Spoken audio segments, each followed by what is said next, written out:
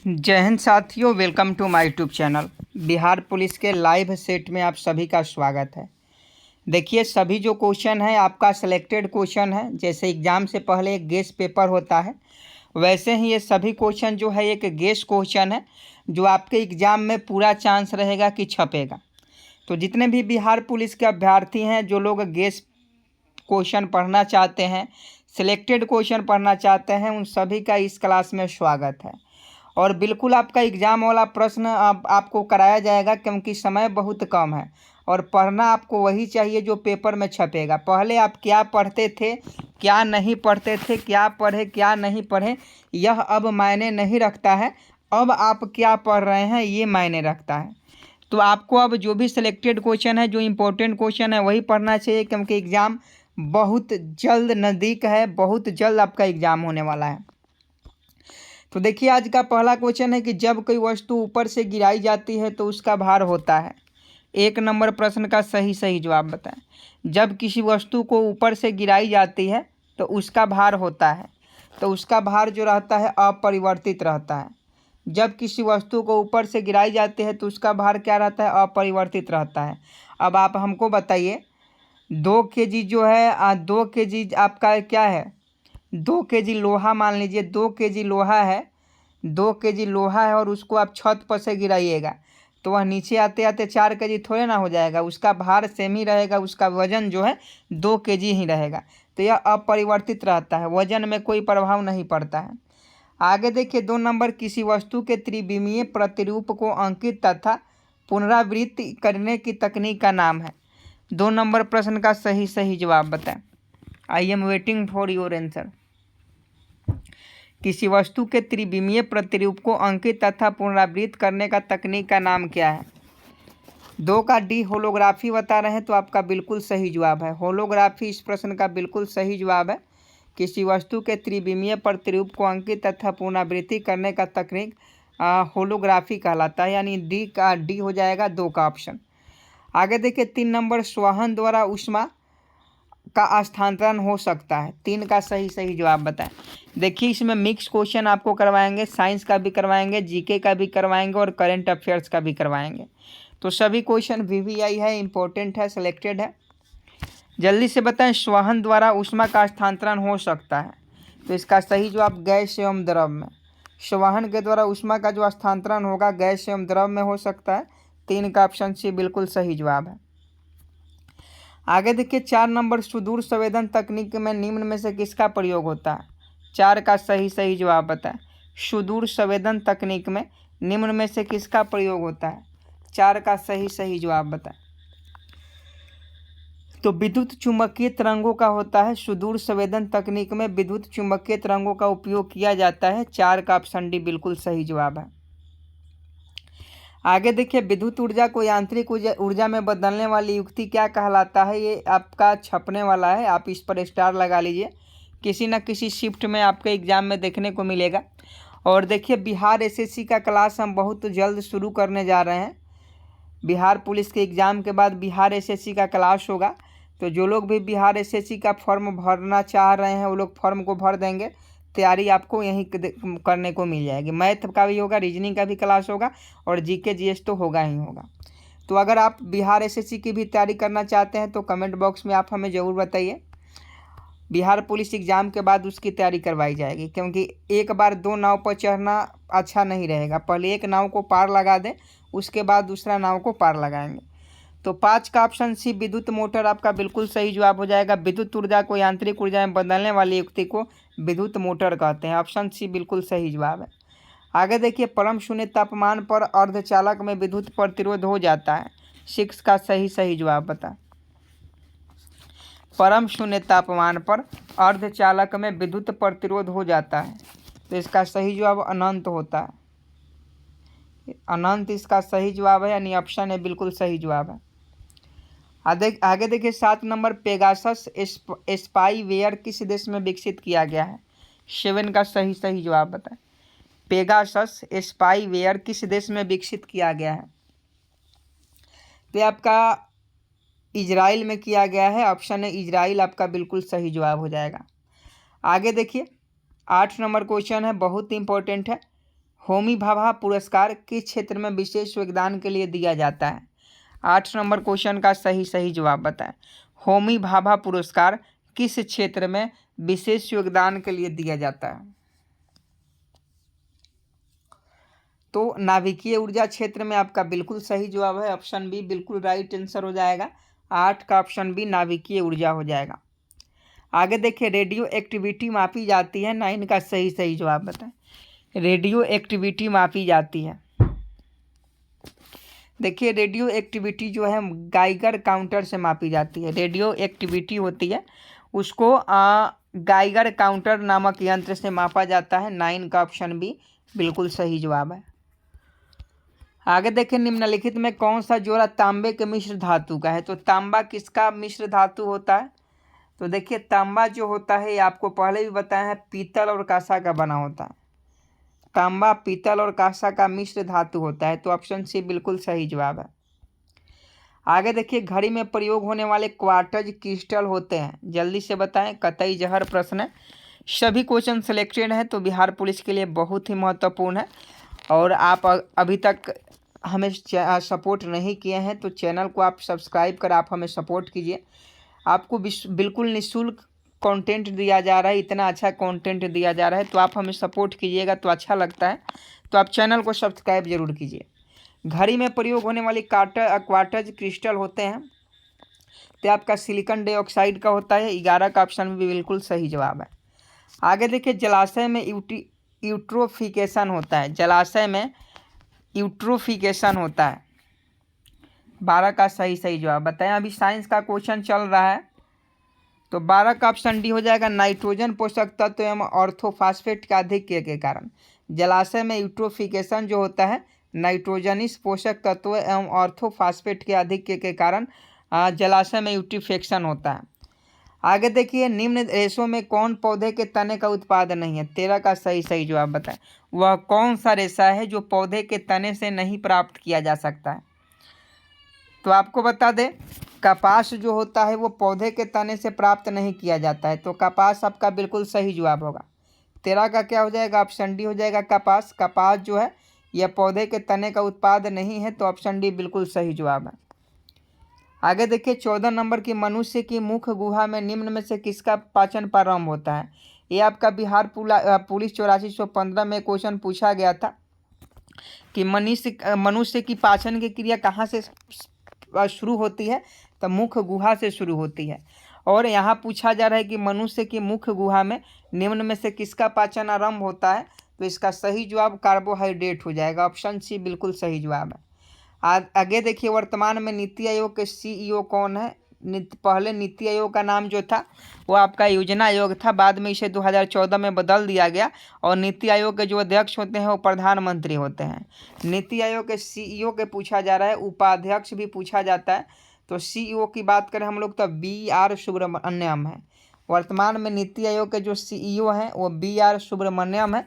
Option B बिल्कुल सही जवाब हो जाएगा। और इसके उपाध्यक्ष सुमन बेरी हैं, ये भी याद रखिएगा। आगे देखिए, वर्तमान में एयर इंडिया के CEO कौन है? एयर इंडिया के CEO आपको बताना है। 16 का सही जवाब बताएं कि वर्तमान में एयर इंडिया के CEO कौन है? तो आपका कैंपबेल विल्सन है। वर्तमान में एयर इंडिया के जो CEO है वो कैंपबेल विल्सन है। आगे देखिए, हाल ही में किसे त्रिपुरा राज्य पर्यटन के नए ब्रांड एम्बेसडर के रूप में नियुक्त किया गया है? 17 का सही जवाब बताएं। हाल ही में किसे त्रिपुरा राज्य पर्यटन के नए ब्रांड एम्बेसडर के रूप में नियुक्त किया गया है? तो सौरभ गांगुली को त्रिपुरा राज्य पर्यटन के नए ब्रांड एम्बेसडर के रूप में नियुक्त किया गया है। ऑप्शन बी सौरभ गांगुली आपका बिल्कुल सही जवाब हो जाएगा। आगे देखिए, प्रतिवर्ष दुनिया भर में अंतर्राष्ट्रीय जैव विविधता दिवस कब मनाया जाता है? और ये करेंट अफेयर्स का सवाल है, तो पूछा जा सकता है किसी न किसी शिफ्ट में।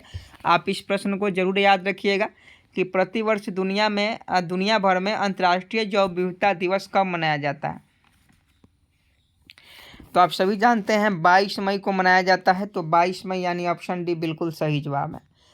आगे देखिए, किस टेनिस खिलाड़ी ने इटालियन ओपन 2023 में पुरुष एकल का खिताब जीता है? 19 का सही जवाब बताएं। किस टेनिस खिलाड़ी ने इटालियन ओपन 2023 में पुरुष एकल का खिताब जीता है? तो ये जो है डेनियल मेदवेदेव ने इटालियन ओपन 2023 में पुरुष एकल का खिताब जीता है। आगे देखिए 20 नंबर की, हाल ही में किसे भारतीय सेना के नए मास्टर जनरल सस्टेंस MGS के रूप में नियुक्त किया गया? 20 का सही जवाब बताएं। तो इसका सही जवाब अमरदीप सिंह औजला हो जाएंगे। अमरदीप सिंह औजला को हाल ही में MGS के रूप में नियुक्त किया गया है सेना में। आगे देखिए बिहार राज्य का भौगोलिक प्रकृति किस प्रकार से दृष्टिगत होती है? कतई जहर प्रश्न है, आप इस पर स्टार लगा लीजिए और याद भी कर लीजिएगा कि बिहार राज्य का भौगोलिक आकृति किस प्रकार से दृष्टिगत होती है? ये आपका आयतकार होती है। आयतकार आपका बिल्कुल सही जवाब हो जाएगा। आयतकार बिल्कुल राइट आंसर है। आगे देखिए क्षेत्रफल की दृष्टि से भारत में बिहार का कौन सा स्थान है? फटाफट बताइए कि क्षेत्रफल की दृष्टि से भारत में बिहार का कौन सा स्थान है? तो ये आपका 12वां स्थान है। 12वां स्थान बिहार का है भारत में क्षेत्रफल की दृष्टि से। आगे देखिए नासिक में कुंभ मेला निम्न में से किस नदी के तट पर लगता है? तो नासिक जो शहर है वह किस नदी के तट पर बसा हुआ है? तो गोदावरी नदी के तट पर बसा हुआ है। तो कुंभ मेला जो है गोदावरी नदी के तट पर ही लगता है। तो ऑप्शन डी बिल्कुल सही जवाब है। आगे देखिए दिल्ली सल्तनत के किस शासक ने अपने आप को खलीफा घोषित कर दिया था? 24 का सही जवाब बताएं। दिल्ली सल्तनत के किस शासक ने अपने आप को खलीफा घोषित कर दिया था? तो आपका मुबारक खिलजी हो जाएगा। मुबारक खिलजी ने अपने आप को खलीफा घोषित कर दिया था। 24 का ऑप्शन सी बिल्कुल सही जवाब है। आगे देखिए भारत में कर्जन के प्रशासन की तुलना औरंगजेब से किसने की थी? Lord Curzon. भारत में लॉर्ड कर्जन के प्रशासन की तुलना औरंगजेब से किसने की थी? तो ये करने वाला व्यक्ति जीके गोखले थे। जीके गोखले जो थे, जीके मतलब गोपाल कृष्ण गोखले। ऑप्शन बी बिल्कुल सही जवाब हो जाएगा। आगे देखिए भारत में अंग्रेज ने प्रथम मदरसा कहाँ स्थापित किया था? देखिए 1780 में मदरसा की स्थापना की गई थी और ये प्रथम जो मदरसा थी इसकी स्थापना जो है आपका कलकत्ता में की गई थी। तो ऑप्शन डी बिल्कुल सही जवाब हो जाएगा। अंग्रेजों ने किया था 1780 में कलकत्ता में। आगे देखिए प्रोटो स्टेट धर्म सुधार आंदोलन की शुरुआत किसके नेतृत्व में हुई थी? 27 का सही जवाब बताएं। प्रोटेस्टेंट धर्म सुधार आंदोलन की शुरुआत किसके नेतृत्व में की गई थी? तो आपका मार्टिन लूथर के नेतृत्व में की गई थी। मार्टिन लूथर आपका बिल्कुल सही जवाब हो जाएगा। आगे देखिए जीव भार का पिरामिड किस पारिस्थितिक तंत्र में उल्टा पाया जाता है? 1 नंबर का क्वेश्चन है और 1 नंबर कन्फर्म हो जाएगा। आप इसे याद रखिएगा, 1 नंबर आपका कन्फर्म हो जाएगा। जीव भार का पिरामिड किस पारिस्थितिक तंत्र में उलट जाता है? तो आपका तालाब में जीव भार का जो पिरामिड है वह उलट जाता है पारिस्थितिक तंत्र में। आगे देखिए भारत का वह कौन सा राज्य है जिसका वनाच्छादित क्षेत्रफल सर्वाधिक है? तो वनों वाला सबसे ज़्यादा जो वन जो है वह सबसे ज़्यादा मध्य प्रदेश में है। तो मध्य प्रदेश इस प्रश्न का सही जवाब हो जाएगा MP। आगे देखिए दुधवा राष्ट्रीय उद्यान उत्तर प्रदेश के निम्नलिखित में से किस जनपद में अवस्थित है? दुधवा राष्ट्रीय उद्यान उत्तर प्रदेश के निम्नलिखित में से किस जनपद में अवस्थित है? या आपका लखीमपुर खीरी हो जाएगा। ऑप्शन ए बिल्कुल सही जवाब है। आगे देखिए सर्वाधिक देशों वाला महाद्वीप कौन सा है? सर्वाधिक देशों वाला महाद्वीप तो ये आपका अफ्रीका है। अफ्रीका में सबसे ज़्यादा महाद्वीप पाए जाते हैं। दक्षिण गंगोत्री कहाँ स्थित है? 32 का सही जवाब बताएं। दक्षिण गंगोत्री कहाँ स्थित है? तो दक्षिण गंगोत्री जो है अंटार्कटिका में स्थित है। क्वेश्चन पूछता है कि दक्षिण गंगोत्री कहाँ स्थित है? तो अंटार्कटिका में स्थित है। तो 32 का ऑप्शन सी बिल्कुल सही जवाब है। आगे देखिए किस महाद्वीप में एटलस पर्वत स्थित है? किस महाद्वीप में एटलस पर्वत स्थित है? तो आपका अफ्रीका महाद्वीप में एटलस पर्वत स्थित है। आगे देखिए आशा योजना संबंधित है। आशा योजना ये आपका सामाजिक स्वास्थ्य कार्यकर्ताओं से आशा योजना जो है सामाजिक स्वास्थ्य कार्यकर्ताओं से संबंधित है। आगे देखिए द वेल्थ ऑफ नेशंस पुस्तक का लेखक कौन है? ये क्वेश्चन कई बार पूछा गया है और आगे भी पूछा जाएगा। आपको इस प्रश्न को याद रखना चाहिए कि द वेल्थ ऑफ नेशन पुस्तक के रचयिता कौन है। तो इसके रचयिता एडम स्मिथ है, सभी लोग जानते हैं। ऑप्शन बी बिल्कुल सही जवाब है। आगे देखिए, जुलाई 1991 में घोषित नई औद्योगिक नीति का उद्देश्य लक्ष्य है। 36 का सही जवाब बताएं। क्वेश्चन आपके मोबाइल स्क्रीन पर।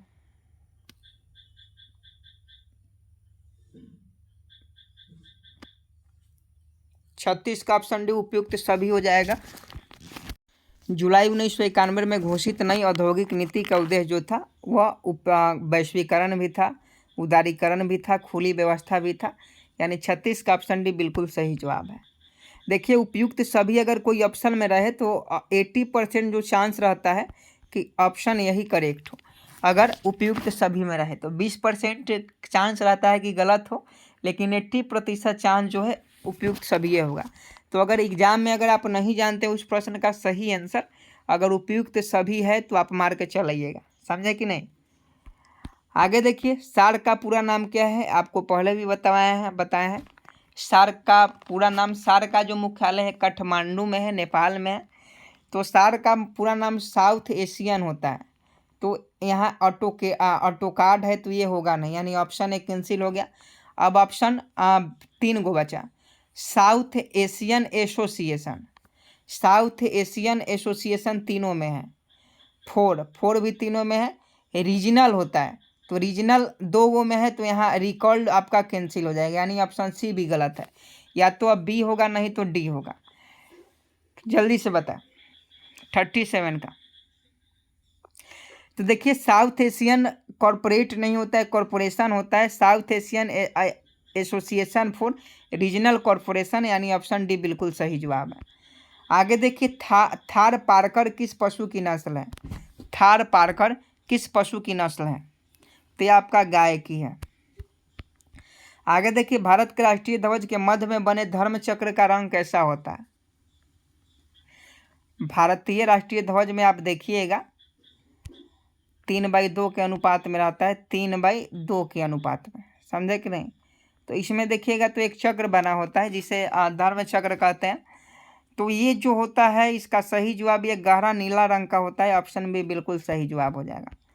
इनमें कौन भारत का सर्वोच्च सैनिक अलंकरण है, जल्दी से बताएं।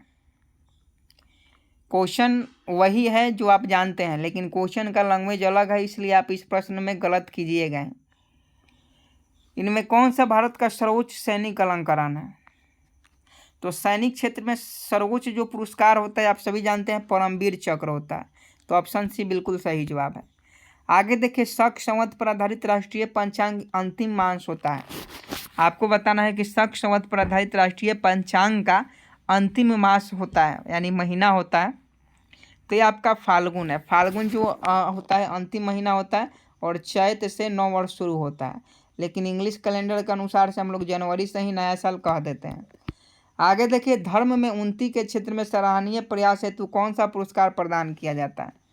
धर्म में उन्नति के क्षेत्र में सराहनीय प्रयास हेतु कौन सा पुरस्कार प्रदान किया जाता है, तो ये टेम्पलन पुरस्कार प्रदान किया जाता है, ऑप्शन सी टेम्पलन पुरस्कार आपका बिल्कुल सही जवाब है। आगे देखिए, पुस्तक कुरुक्षेत्र 2 कारीगर, पुस्तक कुरुक्षेत्र 2 कारीगर किसने लिखी, तो ये आपका कुलदीप सिंह ने लिखा, ऑप्शन सी बिल्कुल सही जवाब है। आगे देखिए, हिंदी के पश्चात कौन सी भाषा भारत में सबसे अधिक बोली जाती है। हिंदी दिवस अभी 14 सितंबर को आपका मनाया गया, और हिंदी के बाद कौन सी सबसे ज़्यादा भाषा बोली जाती है, तो ये आपका बंगाल 44 का क्या हो जाएगा, 44 का बंगाली हो जाएगा। हिंदी के बाद जो है बंगाली बोली जाती है, समझे कि नहीं। तो ऑप्शन है बिल्कुल सही जवाब हो जाएगा। तमिलनाडु भी बोली जाती है, तो ये देख लीजिएगा इस प्रश्न का सही जवाब क्या होगा, कमेंट बॉक्स में हमें ज़रूर बताइएगा। आगे देखिए, पिछड़ी जातियों के लिए कितने प्रतिशत आरक्षण मंडल आयोग ने किया है। पिछड़ी जातियों के लिए, तो पिछड़े जातियों के लिए जो है 27% आरक्षण है, नाम के लिए आरक्षण है, बाकी जो है जनरल वाले उठा के लेके जाना है। आगे देखिए, प्रसिद्ध पुस्तक दास कैपिटल किसके द्वारा लिखी गई, तो देखिए दास कैपिटल का जो रचयिता है ये कार्ल मार्क्स हैं, ऑप्शन सी बिल्कुल सही जवाब है। किस स्थान समूह में हर 12वें वर्ष कुंभ मेला लगता है। किस स्थान समूह में हर 12वें वर्ष कुंभ मेला लगता है, तो ये आपका प्रयागराज, हरिद्वार, उज्जैन, नासिक। प्रयागराज, हरिद्वार, उज्जैन, नासिक, चारों जगह पर, चारों शहरों में हर 12 वर्ष में कुंभ का मेला लगता है। आगे देखिए, संयुक्त राष्ट्र की असेंबली में किस व्यक्ति ने पहली बार हिंदी भाषा में भाषण दिया? यूएनओ की स्थापना 24 अक्टूबर 1945 को की गई। और किस व्यक्ति ने पहली बार हिंदी में भाषण दिया? तो ये व्यक्ति देने वाले जो हैं ये राजीव गांधी हैं, राजीव गांधी। 48 का राजीव गांधी नहीं, ये कहाँ से यूएनओ में चले गए? ये तो अटल बिहारी वाजपेयी थे। अटल बिहारी वाजपेयी थे जिन्होंने यूएनओ में जाकर हिंदी में भाषण दिया और हिंदी भाषा को गौरवान्वित करके आया। तो अटल बिहारी वाजपेयी थे, राजीव गांधी तो गए भी नहीं। आगे देखिए, भारतीय नागरिकों के मूल कर्तव्यों का विवरण संविधान के किस भाग में दिया गया है? तो ये भाग 4 के ए में दिया गया है। भारतीय नागरिकों के मूल कर्तव्यों का विवरण संविधान के भाग 4A में दिया गया है। आगे देखिए, क्या राष्ट्रपति या उपराष्ट्रपति कभी संयुक्त अधिवेशन की अध्यक्षता करते हैं? 50 का सही जवाब बताएं। तो देखिए, संयुक्त अधिवेशन की जो बुलाहट होती है, बुलाने की बात है, संयुक्त अधिवेशन की बैठक जो बुलाते हैं वो राष्ट्रपति बुलाते हैं, लेकिन इसकी अध्यक्षता राष्ट्रपति कभी भी नहीं कर सकते हैं और ना ही उपराष्ट्रपति कर सकते हैं। समझे कि नहीं? इसका अध्यक्षता जो है लोकसभा स्पीकर ही करेगा या लोकसभा के उपाध्यक्ष जो होते हैं वो करेंगे। तो ये ऑप्शन भी कभी नहीं हो जाएगा, ऑप्शन भी बिल्कुल सही जवाब हो जाएगा। तो आज के लिए 50 क्वेश्चन ही, और ये 50 क्वेश्चन जो था सिलेक्टेड क्वेश्चन था जो बिहार पुलिस के एग्जाम में पूछे जाने का चांस है। आप इस प्रश्न को एक बार रिवीजन के तौर पर देख सकते हैं। और आपको बता दें कि आप चैनल को सब्सक्राइब नहीं किए हैं तो चैनल को सब्सक्राइब कर बेल आइकन को प्रेस कीजिए। ऐसे ही आपको डेली क्लास मिलता है सिलेक्टेड क्वेश्चन का। और बिहार एसएससी के जितने बच्चे भी फॉर्म भरने का तैयारी कर रहे हैं उनका क्लास बहुत जल्द शुरू होगा। अगर आप चाहते हैं क्लास हो तो आप कमेंट बॉक्स में बताएं। जय हिंद, जय भारत।